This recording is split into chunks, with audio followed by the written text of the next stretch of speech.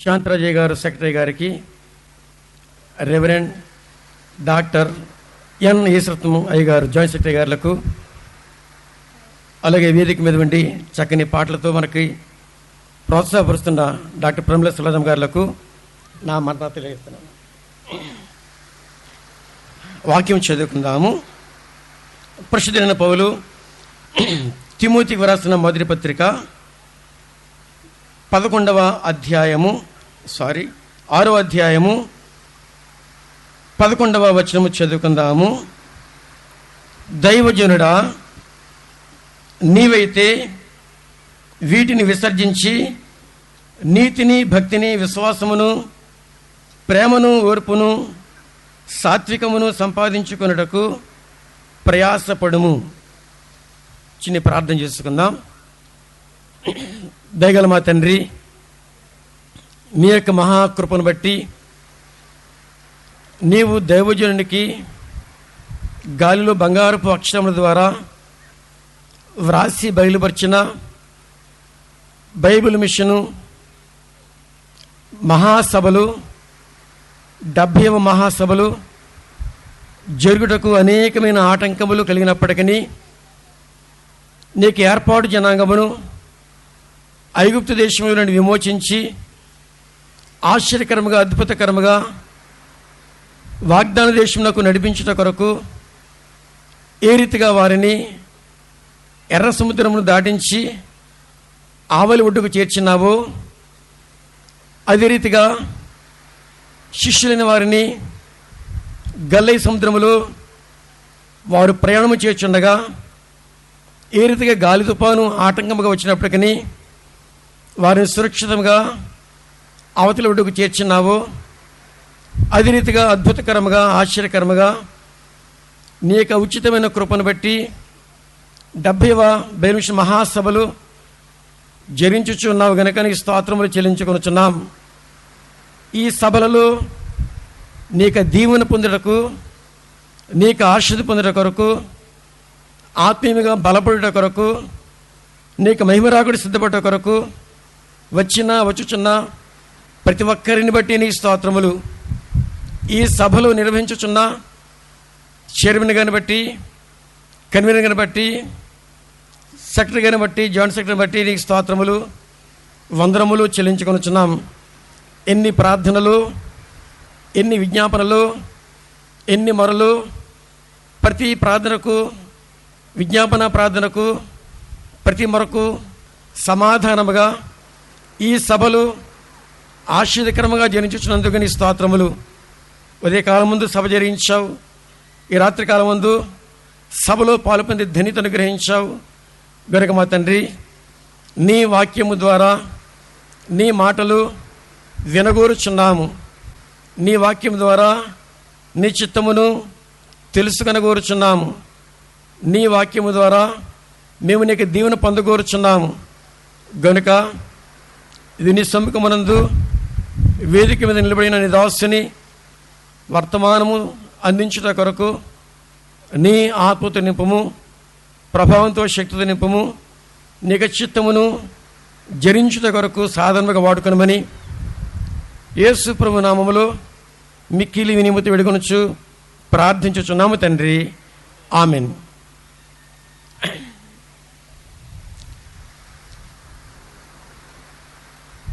దేవుడు దేవదాసయ్య గారికి బయలుపరిచిన 70వ బైబిల్ మహాసభలలో పాల్పొందిన ప్రభునందు స్నేహితులారా, విశ్వాసులారా, ప్రభునామమున మీకు అందరికీ కృపా సమాధానములు కలుగునుగాక. ఆమెన్. ప్రభునందు స్నేహితులారా, మనం చదివిన వాక్య భాగములో పరిశుద్ధైన పౌలు సందేశం ఇస్తున్నాడు. తిమోతికి లేఖ వ్రాస్తున్నాడు.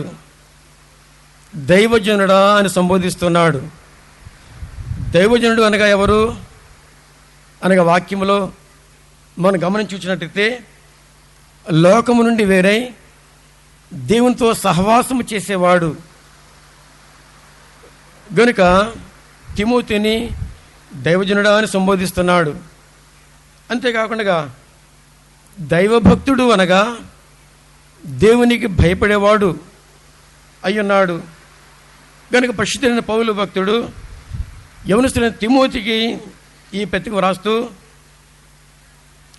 తిమోతి అనగా మరి దేవుని ఘనపరచువాడై ఉన్నాడు. నీవు దేవుని ఘనపరచాలంటే, దేవుని మహిమపరచాలంటే, నీవు ప్రభు యొక్క రెండు రాకడలు సిద్ధపడాలంటే కొన్ని విడిచిపెట్టవలసినవి నీవు విడిచిపెట్టవలసి ఉంది. నీవు చేయవలసినవి కొన్ని చేయవలసి ఉంది అని దేవుడు పరిశుద్ధుడైన పౌలు భక్తుని ద్వారా తిమోతికి సందేశం ఇస్తున్నాడు. అయితే ప్రభునందు స్నేహితులారా, ఈ సందేశము కేవలము తిమోతికి మాత్రమే కాదు, ప్రతి విశ్వాసికి ఈ సందేశం ఇస్తున్నాడు. సంఘమునకు ఈ సందేశం ఇస్తున్నాడు. కనుక చేయవలసిన మంచి పనులు చేయకపోట అది పాపమే, చేయకూడనివి విడిచిపెట్టకపోట అది పాపమే. కనుకనే దైవజనులు ఆ పాపమును విడిచిపెట్టమని 10 ఆజ్ఞలను దృష్టిలో ఉంచుకొని పాట ద్వారా మన సందేశం అందించారు. ఆ పల్లవిలో పాపవృత్తిని మాను కొనుమి మనసా శాపాలు నరకంబు సహింపలేవు, పాపవృత్తిని మాను కొనుమి. ప్రభునందు స్నేహితులారా, పౌలు అనగా చిన్నవాడు, దేవుని యొక్క సువార్త ప్రకటించడానికి ఏర్పాటు చేయబడిన వారిలో కడపటివాడు. అయితే అన్ని జనులకు దేవుని సువార్త ప్రకటించడం కొరకు దేవుని చేత ఏర్పాటు చేయబడిన వాడు పరిశుద్ధైన పౌలు. కనుక ప్రతి విశ్వాసికి, ప్రతి సేవకునికి, సంఘమునకు దేవుడు పరిశుద్ధైన పౌలు భక్తుని ద్వారా ఈ సందేశం ఇస్తున్నాడు. దానిలో మొట్టమొదటిది నీతిని అంటున్నాడు, భక్తిని అంటున్నాడు, విశ్వాసమును అంటున్నాడు, ప్రేమను అంటున్నాడు, ఓర్పును, సాత్వికమును అంటున్నాడు. ఇవి సంపాదించుకొనాలి అంటున్నాడు.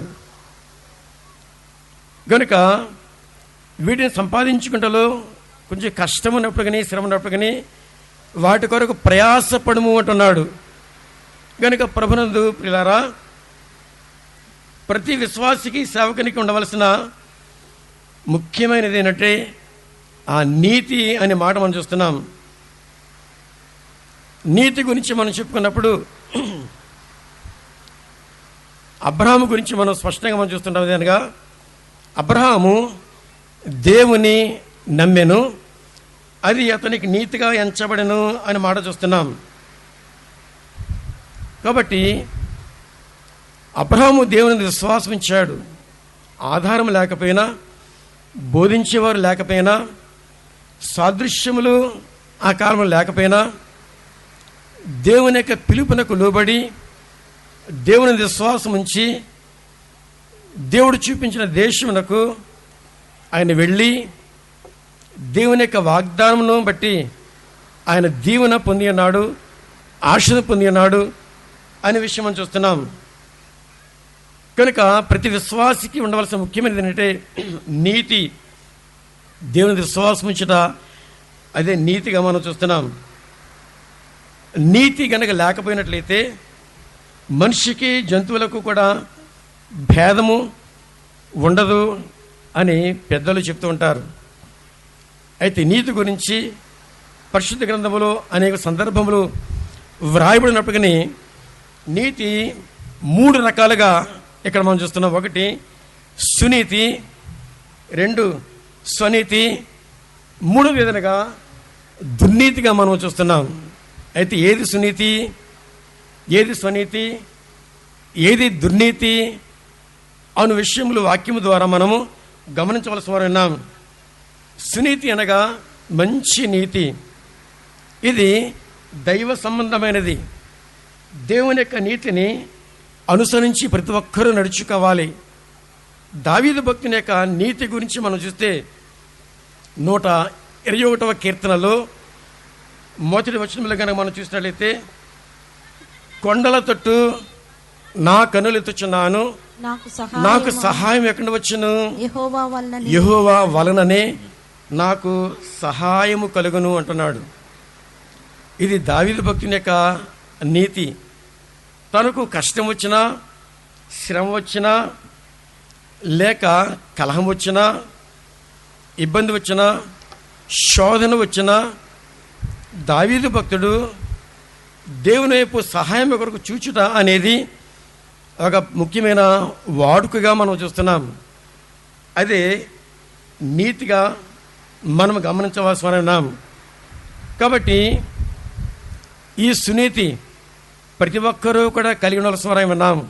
అనగా మనమందరం కూడా ప్రతి సమయములో కూడా ఇలాంటి కష్టములు, శ్రమలు వచ్చినా కానీ వాటిలో మనము పడకుండా జయించవాలనంటే మరి ఈ సునీతి కలిగి ఉండాలి.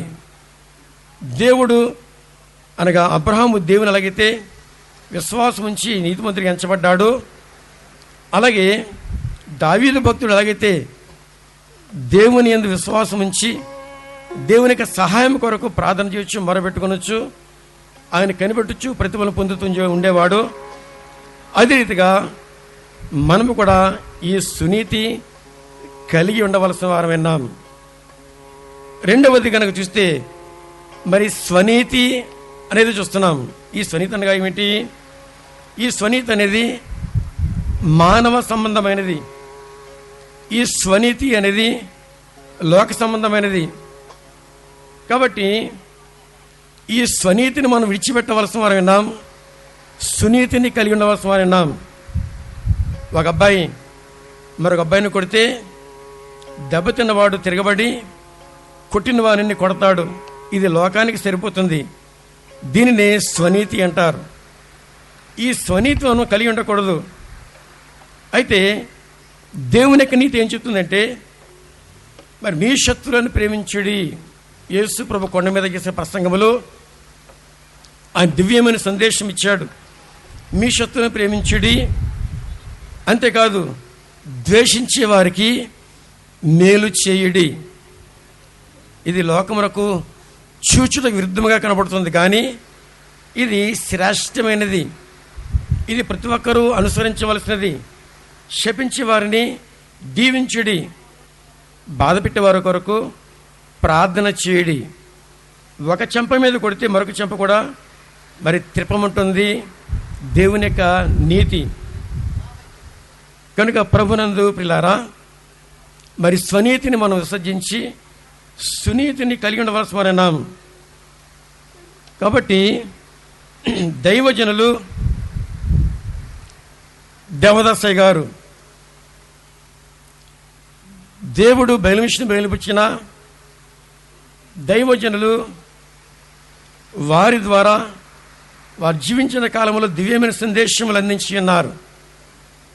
ప్రతి మాట అన్ని సమయములలో మనము జ్ఞాపకము చేసుకుని ఆచరించవలసిన వారు విన్నాం.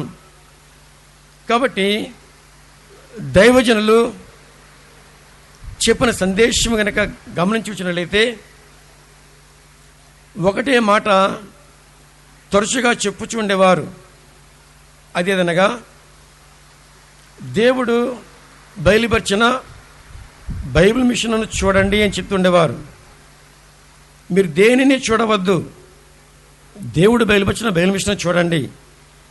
బైబిల్ మిషన్ బయలుపరిచిన దేవుని వైపు చూడండి అని దేవుడు చెప్తుండేవారు.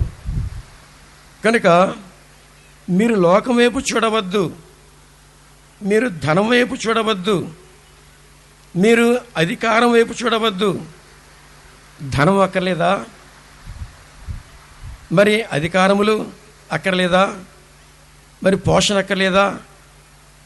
అయితే అన్నీ అవసరమే, కానీ మీరు దేవుని వైపు చూడండి, దేవుడు బయలుపరిచిన బయలుమిషన్ వైపు చూడండి దేవుడు మీకు అందరికీ అన్న సమృద్ధిగా దేవుడిస్తాడు అని దైవజనులు మరి చివరి సంవత్సరంలో బైబిల్ తరగతులు పెట్టి బోధించారు అని ఆ కాలంలో విన్నవారు మరి చెప్తున్న మాటలు మనము జ్ఞాపకం చేసుకోవాల్సిన వారు విన్నాం.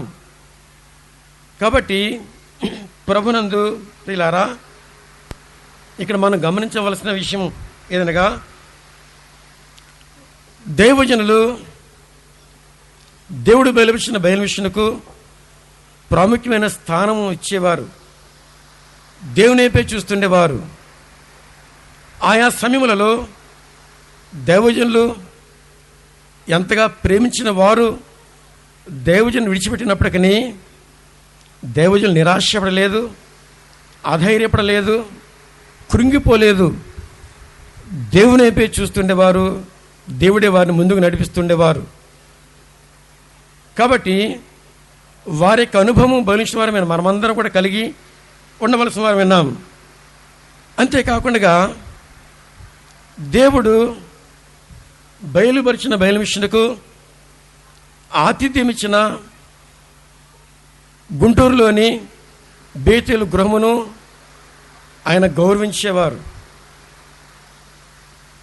వారి కొరకు నిత్యము నిరంతరము ప్రార్థన చేస్తుండేవారు. గనుక వారు లేకపోతే దైవజనునికి ఆదరణ లేదు. ఆ బేతుల గృహం లేకపోతే బయలుమిషన్కు ఆశ్రయం లేదు. కనుక దేవుడే దైవజనుని ఆ గృహం నడిపించాడు. దేవుడే తాను బయలువచ్చిన బయలుమిషను ఆ గృహంలో నడిపించాడు. కాబట్టి వారికి అప్పగించబడినందువలన బయలుమిషను బలపడింది, స్థిరపడింది, వృద్ధి పొందింది. 70 సంవత్సరములు మనము 70వ సంవత్సరంలో ఈ మహోత్సవములు మనం చూడగలుగుతున్నాము. కనుక ప్రభునందు ప్రియులారా, దైవజనులు చూపించిన ఆ మార్గమును మనం కూడా అనుసరించవలసిన వారు ఉన్నాం. ఆ సునీతిని మనము కూడా అనుసరించవలసిన వారు ఉన్నాం. కాబట్టి మొదటిది సునీతి, రెండవది స్వనీతి, మూడవది మొదటిది కానిది రెండవది కానిది అది దుర్నీతిగా మనం చూస్తున్నాం. కనుక దుర్నీతి అనగా సునీతి కాదు, స్వనీతి కాదు. కాబట్టి దేవుని నీతిని సంపాదించుకునే కొరకు మనం ప్రయాసపడవలసిన వారమైనాం. కాబట్టి దుర్నీతి ఏమిటి, అది కూడా మనము వాక్యం ద్వారా గ్రహించవలసిన వారమైనాం. ప్రభునందు స్నేహితులారా, ఏర్పాటు చేయబడిన ఈ 70వ మహాసభలు ఆటంకములు కలుగుతుండగా మరి కాకాని తోటలో ప్రేయర్ టవర్లో ఆత్మీయ తల్లి గారు నిత్యము నిరంతరము రాత్రి పగలు దేవరాత్రులు వారితో పాటు మరి సహోదరులతో నిరంతరము ప్రార్థన జరిగించారు. ఈ సభలు ఆగకుండగా ఎలాగైనా సాగించాలి, జరిగించాలి అని ప్రార్థనపూర్వకముగా చైర్మన్ గారు అలాగే కన్వీనర్ గారు కూడా ఎంతో ప్రయాసపడి ఉన్నారు, ఎంతో శ్రమపడి ఉన్నారు. కనుక అలాంటి తరుణములో మహాసభలు జరిగే అవకాశం కొరకు చూస్తుండగా దేవుడు బయలుపరిచిన బయలుమిషన్లో ఉన్నతమైన గౌరవం పొందినవారు, మేళ్లు పొందినవారు, అన్ని విధములుగా ఆశీర్వాదం పొందినవారు, కృతజ్ఞత కలిగి ఉండవలసిన వారు ఉంటుండగా ఆ కృతజ్ఞత విడిచిపెట్టివేసి, ఆ సంతోషమును వారు విడిచిపెట్టివేసి వారు స్వలాభము కొరకు అంతేకాకుండా మరి వారి స్వార్థము కొరకును దేవుని యొక్క ఏర్పాటునకు విరుద్ధముగా వారు పనిచేసి ఉన్నారు. లోకములో అలాగ చేస్తారు అని ఎవరు నమ్మరు, ఎవరు ఊహించరు. కాబట్టి దేవుడు ముందుగానే దైవజనుడు దావీదు భక్తుల ద్వారా వ్రాయించాడు. కనుక దావీదు భక్తుడు వ్రాసిన ప్రకారంగానే వారు తమ యొక్క ప్రవర్తన బయలుపరుచుకున్నారు. అదేంటంటే మొదటి కీర్తనలో మనం చూస్తాం, అదేంటంటే దుష్టుల ఆలోచన చొప్పున నడువక, ఏమండి 70 సంవత్సరాల నుంచి బెనిష్ మహాసభలు జరుగుతుంటే వచ్చిన వారందరూ దేవుని పొందొచ్చు, ఆశను పొందొచ్చు, మళ్ళీ ఈ మహాసభలు ఎప్పుడు వస్తాయి అని ఎదురు చూస్తూ ఉంటే, ఈ సభల కొరకు నిత్యం నిరంతరం ప్రార్థన చేస్తుంటే అక్కడ మహాసభలు జరగటం లేదు అనే దుష్ప్రచారం ప్రారంభించారు. దేవుని చిత్తముని విరోధముగా బైనుష్ మహాసభలు గుంటూరులో జరగబోయే మహాసభల కొరకు కానుకలు ఇవ్వండి అని అక్రమముగా కానుకలు సేకరించారు. మైకులలో చెప్పించారు గుంటూరులో సభలు జరగడం లేదని. అంతేకాదు, అటు కాదు మీరు ఇటు రండి అని మనం రావాల్సిన మార్గమును కాదని మరొక మార్గం వైపు చూపించారు. మరొక ఆలోచన వారు కలిగించడం కొరకు ప్రయత్నం చేశారు. మరొక మార్గం నడిపించడం కొరకు ప్రయత్నం చేశారు. ఇలాంటి వారు ఉంటారని దేవుడు అప్పుడే దావీదు భక్తునితో రాయించాడు. కానీ దుష్టుల ఆలోచన చొప్పున నడవక, అపహాసకులు కూర్చున్న చోటను కూర్చుండక, పాపుల మార్గం నిలవక, ఏమండి దీన్ని ఏమంటారు చెప్పండి? ఇది నీతి కాదు, సునీతి కాదు, ఇది స్వనీతి కూడా కాదు, అంతకన్నా స్వనీతి కన్నా భయంకరమైనది దుర్నీతి. కాబట్టి ఇది దుర్నీతి కనుక అలాంటి దుర్నీతి కలిగి ఉంటే అలాంటి వారందరూ కూడా వాక్యములని దావీదు భక్తుడు చెప్తున్నాడు. వారి ఏమవుతారంట? దుష్టుల మార్గము నాశనమునకు నడుపును అనే మాట చూస్తున్నామండి. కాబట్టి ప్రభునందు స్నేహితులారా, 3 నీతులు చూస్తున్నాము. 1 సునీతి, 2 స్వనీతి, 3 దుర్నీతి. మనము ఏ నీతి కలిగి ఉండాలి చెప్పండి? సునీతి కలిగి ఉండాలి. కనుక వారి మాటలు,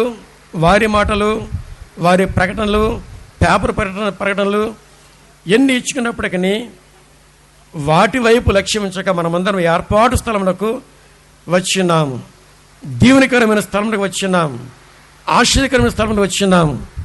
కాబట్టి ఈ సునీతి మన ప్రభువు యొక్క రాకడ పర్యంతము కాపాడుకొనవలసిన వారమైనాం.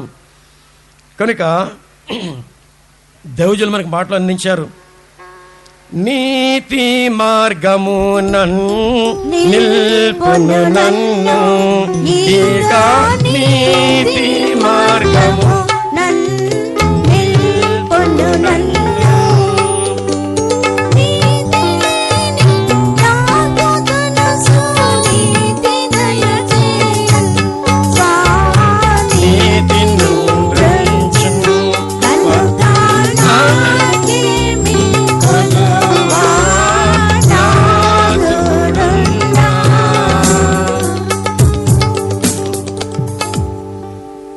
కనుక సునీతి అనేది, దేవునికి నీతి అనేది చాలా గొప్పది.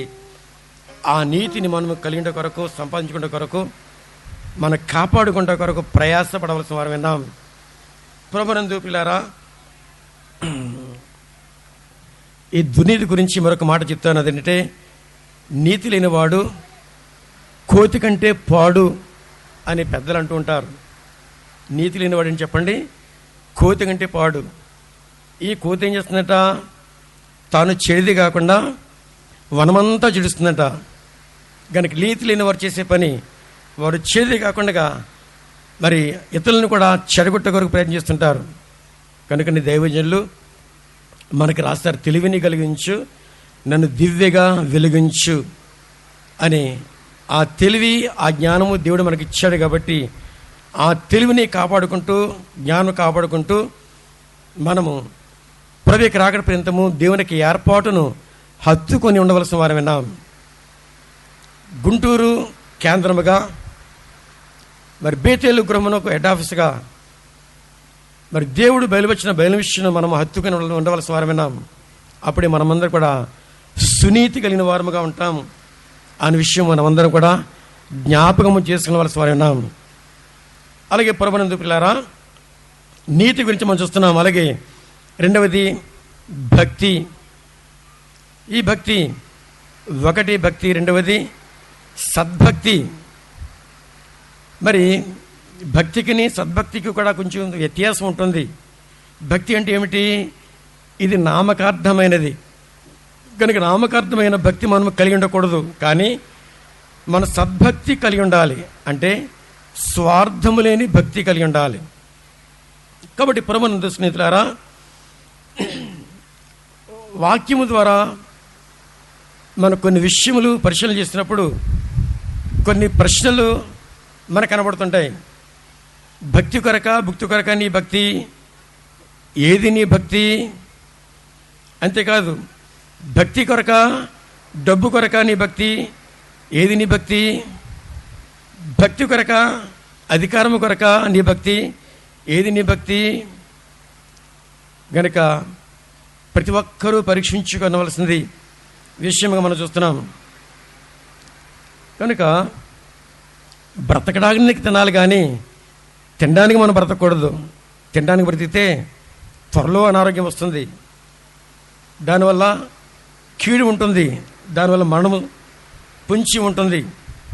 కాబట్టి మన భక్తి దేని కొరకు అనేది మరి జ్ఞాపకం చేసుకోవాల్సిన అవసరం ఉంది.